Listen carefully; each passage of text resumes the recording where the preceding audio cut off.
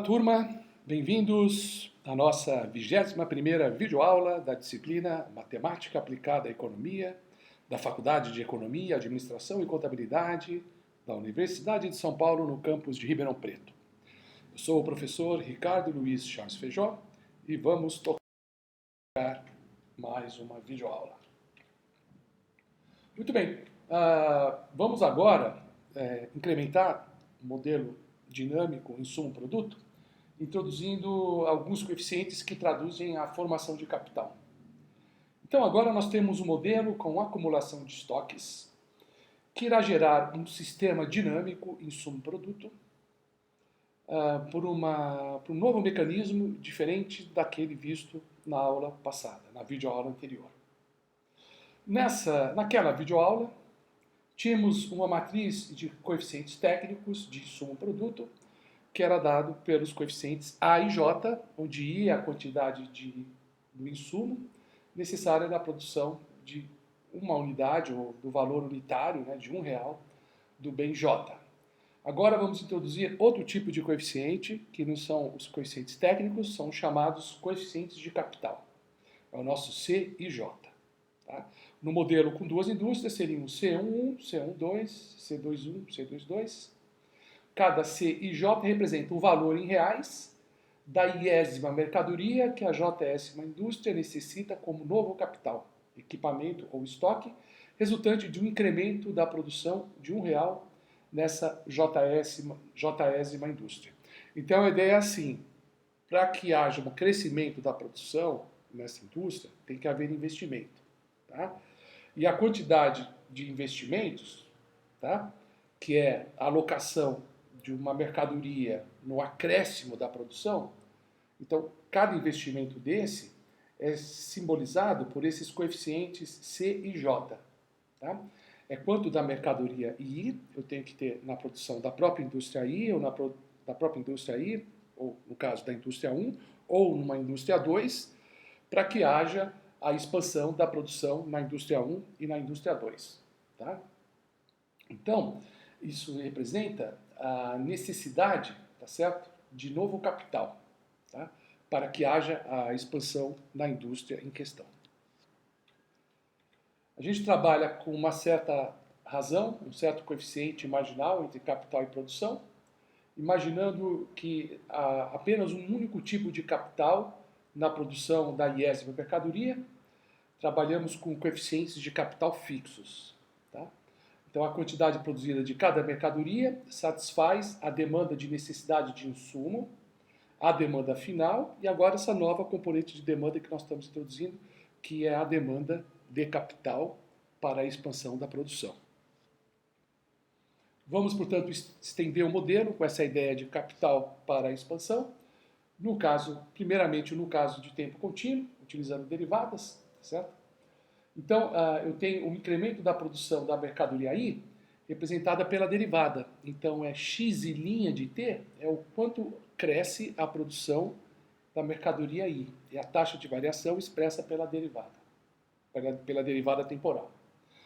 Então, vamos construir um sistema de equações, que é esse sistema 46, numa economia com dois setores, com dois bens. Então, x1 é a quantidade produzida do bem 1, e aí eu vou utilizar os coeficientes técnicos tradicionais, A1 e A12. Né? A quantidade do bem que entra como insumo na produção do próprio bem, que é o A1, né? X1 de T. Tá certo? O A para a produção unitária, né? XI é o volume de produção, então a requisição total é A11X1. Tá? Depois A12, né? É a quantidade do bem 1 que é necessário como insumo na produção do outro bem, do outro setor, do bem 2, então A12, né, para cada unidade, vezes X2, que é a quantidade total produzida do bem 2. E agora as requisições em termos de capital. Então é C1, X1', então é o quanto do capital, no caso do bem 1, é necessário para essa expansão na produção do bem 1, chamado X1', representada por X1'. E depois o coeficiente de capital C12, X2', quer dizer, o quanto do bem 1 é necessário para a expansão agora da produção do bem 2, porque é o x' de 2. Então é C12, x' de 2. E uma última componente de demanda, que é a demanda final, D1, que é a demanda final pelo bem 1. Para o bem 2 seria A21x1 mais A22x2, e aqui as requisições de capital, A21x1' para a expansão, né, para a derivada, C22x2' mais D2. Tá? Ok? Então agora a gente pode separar essa equação em partes. Né? Primeiro você tem os dois termos, né? Olha a primeira equação para x1, para o bem 1. O termo A1x1 e o termo A12x2, né? Que tem a ver com os coeficientes técnicos, e depois isso para o bem 1. Para o bem 2 seria A21x1 mais A22x2, que são os coeficientes técnicos, traduzindo a necessidade de insumo na produção desses dois bens. E temos os outros dois termos em cada uma dessas equações. Na primeira, C1x1' de T mais C12x2' de T. E na segunda equação, C21x1' de T mais C22x2' de T, que se relaciona com a necessidade de capital no acréscimo de produção. E, finalmente, o último termo em cada equação, D1T e D2T, são as respectivas demandas finais.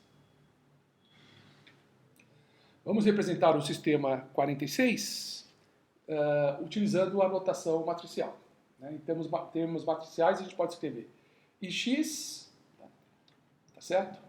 Ix, por quê? Né? Nós estamos representando apenas o primeiro membro, né, onde aparece x1 e x2. Né? Okay? Isso pode ser igual a matriz identidade vezes a matriz vetor x1, x2. Então a gente traduz isso em termos matriciais por Ix. E o segundo membro tem esses dois primeiros termos em cada equação, né? Que é você ter a matriz dos coeficientes, né? A1, A12, A21, A22, que é essa matriz A, vezes o vetor, né? O vetor coluna x1, x2, que é esse x que aparece aí novamente. E depois, olha, tem esses novos coeficientes que diz respeito às necessidades de capital, né? C11, C12, C21, C22, que eu estou representando por essa matriz C que aparece aí. E aí vemos o vetor x1', x2', que é esse vetor x', que é essa matriz x' representada na equação matricial. E finalmente essa componente D é simplesmente o vetor das demandas finais, certo? Eu posso isolar o D no segundo membro, passar tudo para o primeiro membro, então fica... vou jogar... vou manter D no primeiro membro e jogar tudo no segundo membro. Depois eu vou espelhar e inverter essa relação. Né? Então fica... o D passa para o primeiro membro, fica menos D. Depois está lá no segundo membro AX, né? Mais CX'. E aí vou passar o menos X, então fica AX menos IX. Tem um I na frente, né? AX menos IX.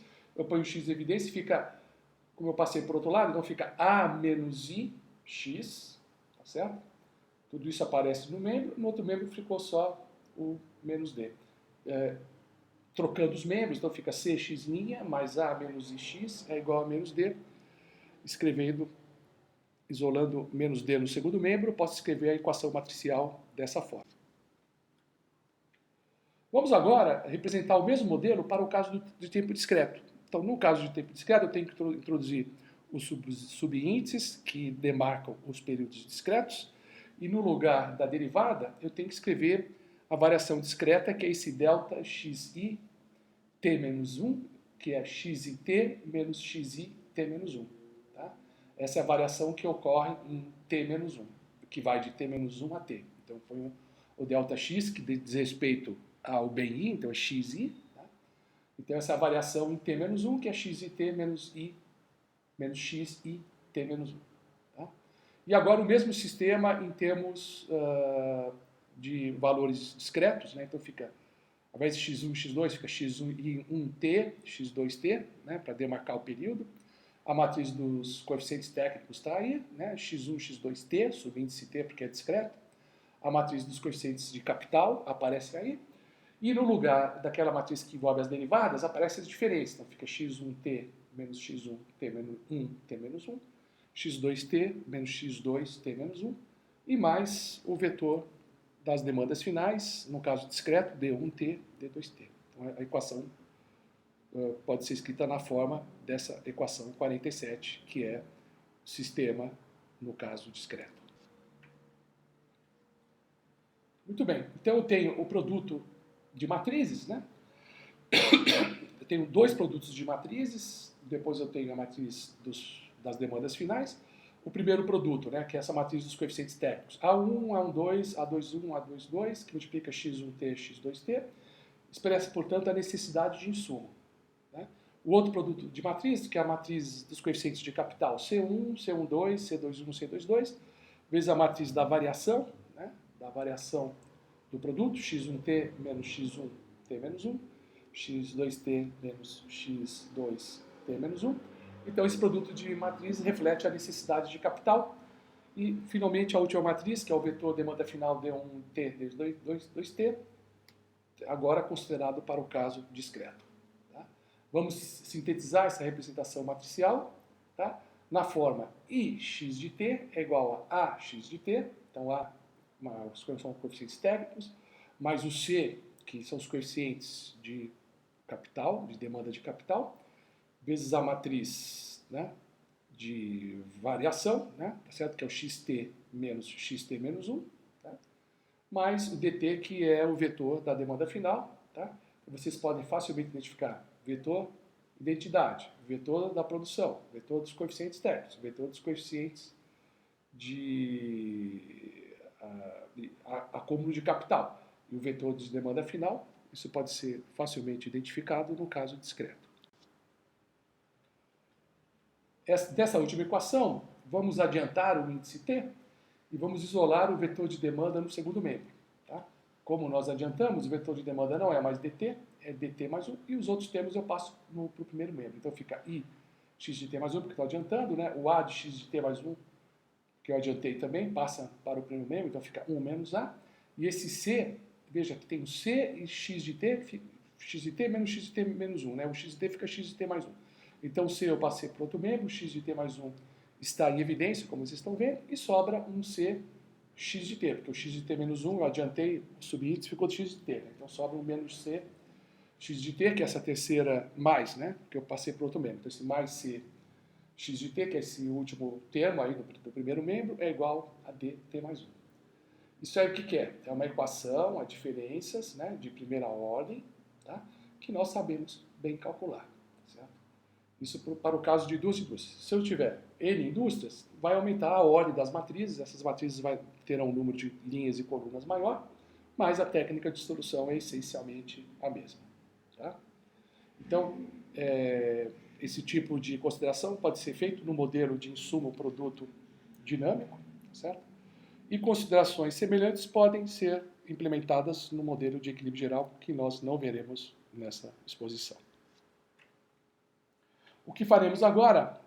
Por um momento, vamos abandonar as equações setoriais e vamos voltar às equações dinâmicas de um só setor, trabalhando com o modelo inflação e desemprego. Nós já trabalhamos no caso discreto e no caso contínuo. Agora vamos fazer um tratamento para sistema de equações. Tá certo?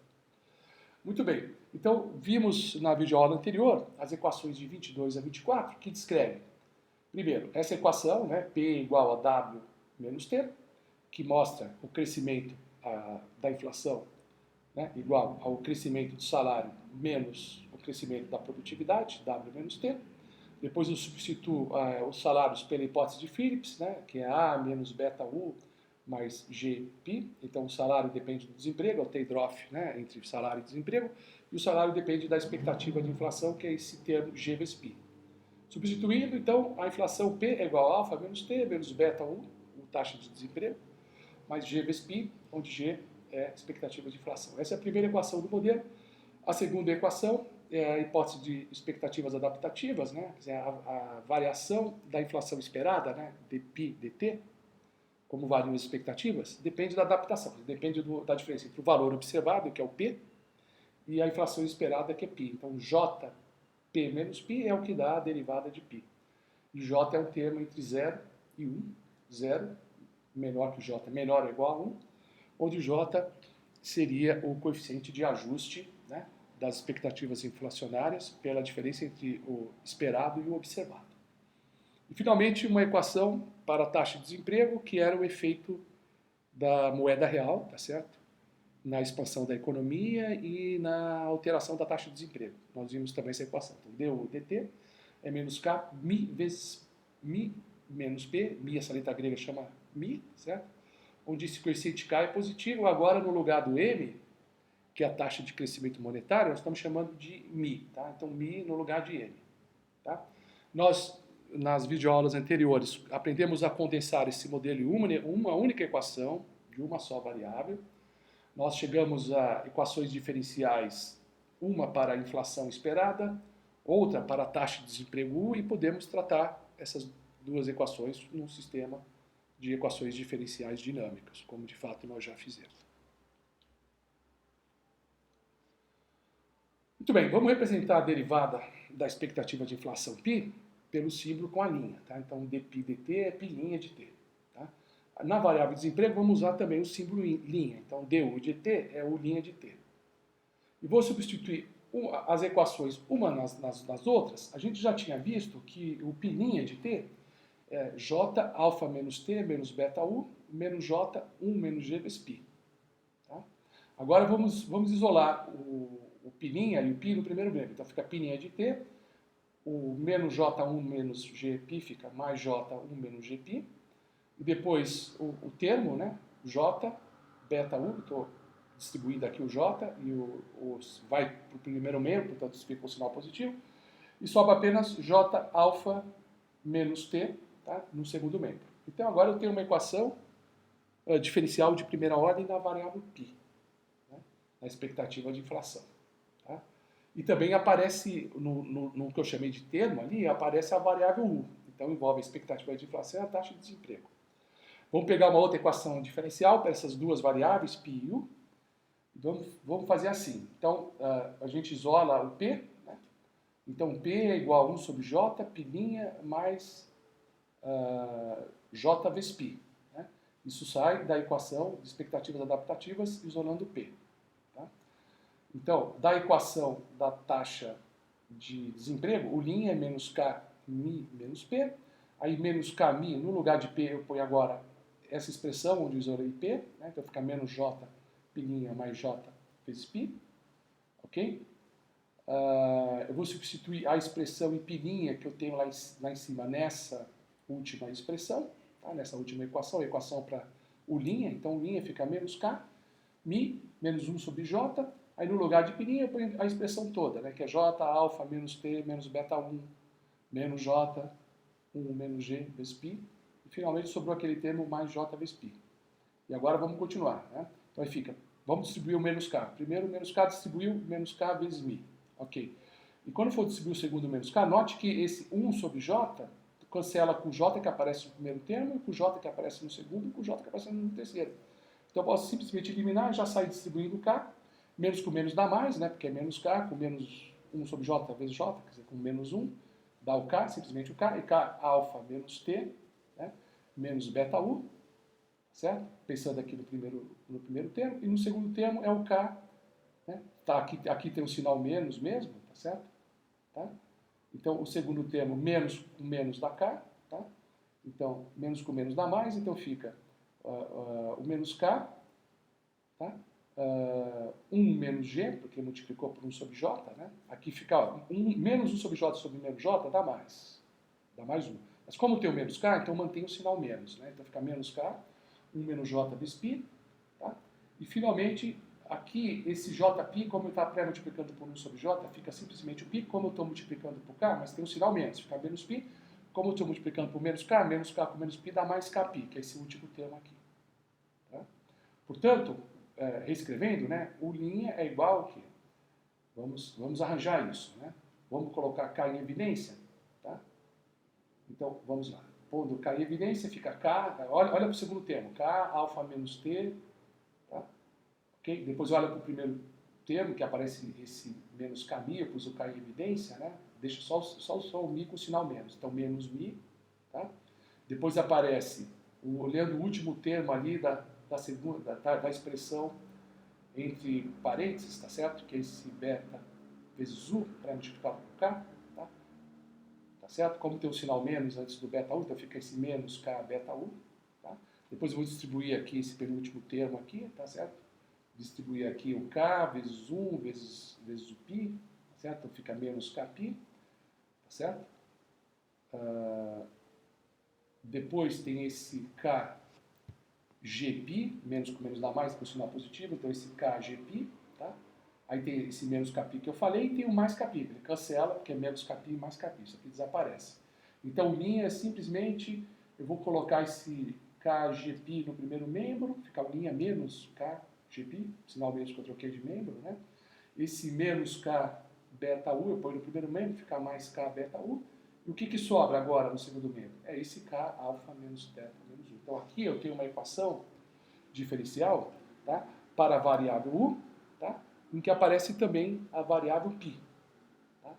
Enquanto antes eu tinha uma equação diferencial para a variável π, em que aparece também a variável U. Então eu tenho duas equações diferenciais, né, em que em cada equação diferencial, além da variável em questão, aparece também a outra variável endógena aí desse nosso modelo. Tá? E agora nós vamos tratar essas duas equações em termos matriciais. Né? Então, como as duas equações envolvem a variável π, U e as suas derivadas, então põe aqui, ó, π' e U' é o primeiro vetor, π e U é o segundo vetor, tá certo? E agora é só olhar os dois sistemas para a gente ver, né? O primeiro é que envolve a variável π', o segundo envolve a variável U', então aparece essa matriz de identidade 1, 0, 0, 1 para isolar essas duas variáveis. Depois, na primeira equação, quais são os coeficientes da variável π que aparece aí, né? Então tem esse J1 menos G, né? Isso na primeira equação. Agora na segunda equação, qual que é o coeficiente da variável π? Olha para a segunda equação, tá? Que é a equação que envolve U', tá? Qual é o coeficiente? É menos K vezes G. Então esse menos K vezes G que aparece na linha de baixo. Tudo isso para a variável π. E para a variável U, qual é o coeficiente da variável U na primeira equação? J vezes beta. Qual é o coeficiente da variável U na segunda equação? Olha lá, beta vezes K. Então aparece nessa coluna J beta e beta vezes K. E aqui o vetor π e U. Tá? E depois o vetor dos termos. Né? O termo que aparece na primeira equação, olhando no segundo membro dela, é J alfa menos T. E o termo que aparece na segunda equação é esse K vezes alfa menos T menos Mi, e aí está entabulado na forma de um vetor coluna. Então eu tenho esse sistema descrito pela equação matricial 48. Agora temos que resolver essa equação matricial. Resolvendo essa equação, a gente determina as trajetórias temporais da expectativa da inflação e da taxa do desemprego, e elas são encontradas simultaneamente. Eu não preciso ter uma equação só em expectativa de inflação, uma equação só em desemprego, como a gente tinha feito em alguma videoaula anterior. Como nós temos um sistema de equações simultâneas agora, a gente pode, nessas duas equações, ter as duas variáveis e a gente, na solução do sistema, a gente determina as trajetórias das duas variáveis simultaneamente. Tá? Ok? E depois que a gente tem a trajetória de U e a trajetória de π, a gente pode aplicar a equação do modelo, né, que é a relação de Phillips. Né? Esse P igual relação de Phillips com expectativa, né, P igual a alfa menos T menos beta 1 mais G vezes π, para a gente conhecer a trajetória da inflação P, porque a gente conhece a trajetória de U, a trajetória de π, então por essa equação a gente determina a trajetória da inflação P. Então vamos comentar algo mais das trajetórias de solução. Mas antes disso, eu gostaria de indicar a questão que será cobrada nesta aula. Vocês me encaminhem no prazo máximo de uma semana, por gentileza. Trata-se da questão do Chiang, da página 585, do bloco de exercícios 19.3, a questão 5. Tá bom? Me encaminhem, portanto, a questão 5. Então, olha, vamos recordar o que nós já modelamos do modelo, já obtemos, né, analiticamente, do modelo de Phillips. Né? Então, nós vimos trajetória da variável expectativa de inflação, da variável desemprego. Tá? Nós vimos que temos um equilíbrio estacionário de longo prazo, de expectativa e desemprego. Tá? No longo prazo, essas variáveis são mantidas em um nível constante. Eu tenho um equilíbrio estacionário, intertemporal. Tá? π e U são constantes, nós vimos. Né? Então, se π e U é constante, significa que as derivadas temporais se anulam. π' é igual a U' é igual a zero no equilíbrio estacionário. Né? Ou seja, podemos representar para essas duas variáveis endógenas as soluções particulares como sendo constantes. Ok. Bom, vamos atacar o problema aplicando a regra de Cramer, tá certo? Vimos que o equilíbrio estacionário da expectativa de inflação π bar é a taxa de crescimento nominal da moeda, π bar é igual a m, agora π bar é igual a μ, porque o crescimento nós estamos chamando de μ. Tá? O equilíbrio estacionário da taxa de desemprego é a solução particular da equação de segunda ordem 40, que nós tínhamos visto na videoaula anterior. Tá? E essa equação, né? E nessa equação nós vimos que o equilíbrio intertemporal da taxa de desemprego é C sobre 1 mais A1 mais A2. A1 e A2 são os dois coeficientes. Né?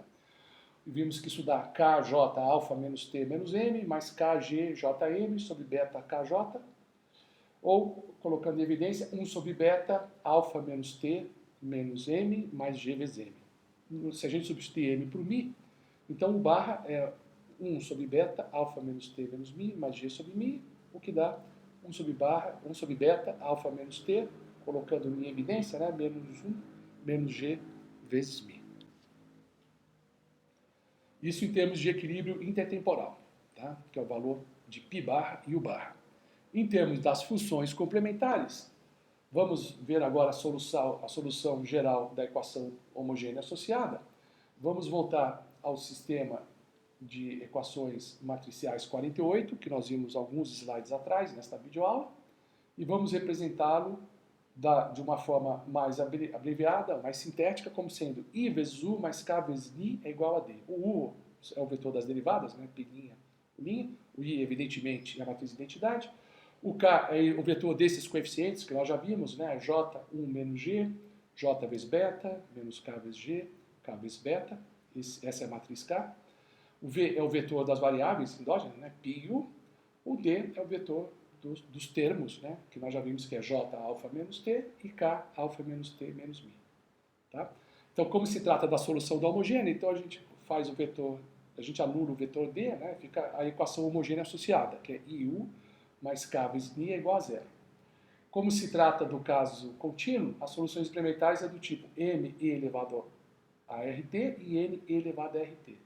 A gente supõe que as duas variáveis têm a mesma raiz característica. A gente supõe a mesma raiz característica associado à solução da função complementar, tá certo? Dessas duas variáveis. É uma hipótese que a gente já vinha trabalhando. Tá? Vamos substituir isso na equação sintética, na equação matricial. Podemos cancelar e elevado a rt na equação, porque a equação é homogênea e e elevado a rt é diferente de zero. Né? Então a gente tem simplesmente a equação ri, só sobrou r, né? Porque ali aparece a derivada. Né? A derivada de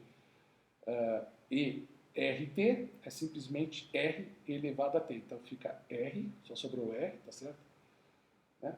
RI, porque assim, tem o M, mas o M eu vou pôr em evidência ali no vetor. Né? Fica RI, mais do outro lado só sobra o K, né? Porque eu cancelei E elevado a RT, e o N, o primeiro M e o primeiro N, aparece nesse vetor que eu estou pós-multiplicando nesse vetor MN.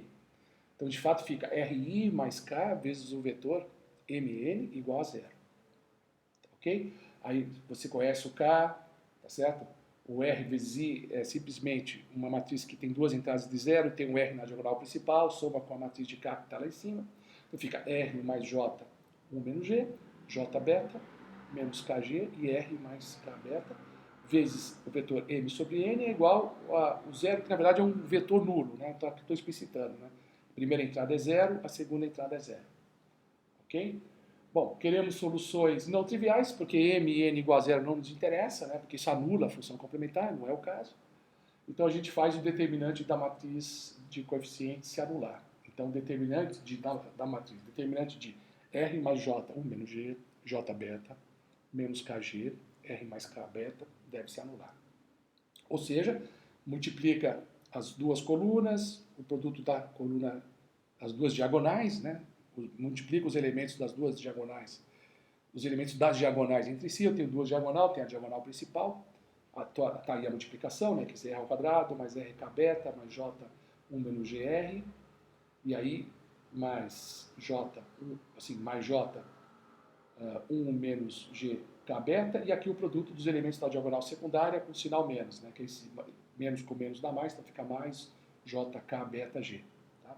E depois rearranjando, fica R ao quadrado mais K beta, entre colchetes, né? K beta mais J, 1 menos G, fecha colchetes R, mais beta, mais K beta J igual a zero. Então, dessa equação, que é uma equação de segundo grau em R, se determina as raízes características. Certo? Tá? Então, a equação característica associada à equação homogênea, tá certo? Tá certo? É como se fosse uma equação homogênea de segunda ordem, tá? Porque, embora as duas equações tenham apenas a derivada primeira, mas como são duas variáveis, né?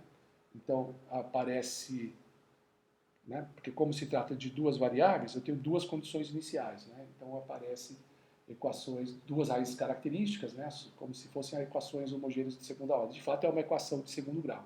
Certo? Isso vai gerar a trajetória de expectativa da inflação π. Tá? Ok?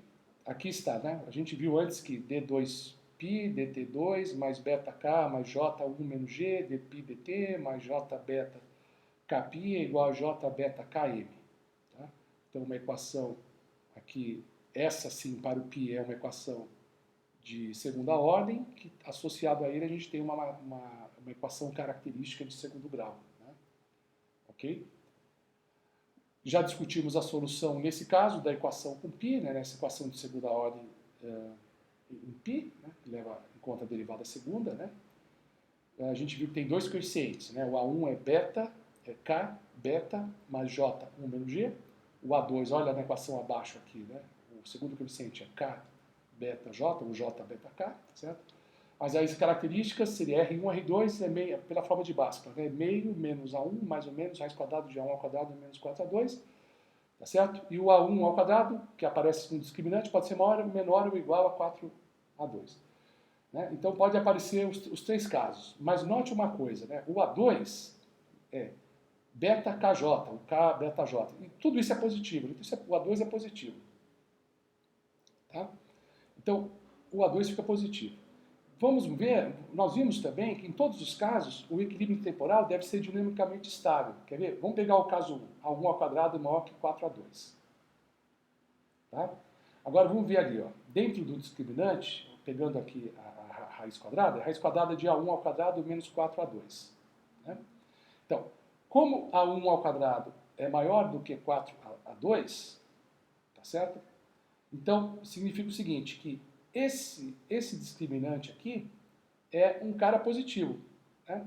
Então, significa que se eu tiro esse menos 4A2, ele deve ficar maior, né? Porque eu estou subtraindo, se eu deixo de subtrair, ele cresce. Então, isso é menor que simplesmente a raiz quadrada de A1 ao quadrado, que é o módulo de A1. Tá? Então, se o discriminante aqui, a raiz quadrada do discriminante, é menor do que o módulo A1, então significa que vai depender sempre, independente de ser o menos ou mais, porque tem menos, mais, ou mais ou menos. Independente disso, vai predominar o sinal de menos A1. Né? Como o A1 é positivo, porque ele é beta K mais J, 1 menos G, note que G é menor que 1, então como o A1 é positivo, então, e como ele está precedido pelo sinal menos, então vai sempre dar uma raiz, as raízes sempre são negativas. Né? O R1 e o R2, ambos são negativos. Tá? Ok? Porque predomina o sinal negativo do primeiro termo na expressão entre parênteses. Tá? No caso 2, A1 ao quadrado é igual a 2, fica só o primeiro termo que é negativo, dá negativo também. Tá? Então as raízes reais distintas são ambas negativas, igual a menos A1 sobre 2. E no caso 3, né, a componente H, né, do número complexo, que determina a convergência ou não, é menos A1 sobre 2, é menor que zero. Ou seja, a parte real das raízes características, mesmo que sejam raízes características ou a parte real das raízes complexas, a parte real é sempre negativa. Então a trajetória é sempre convergente. Isso a gente já tinha visto numa videoaula anterior.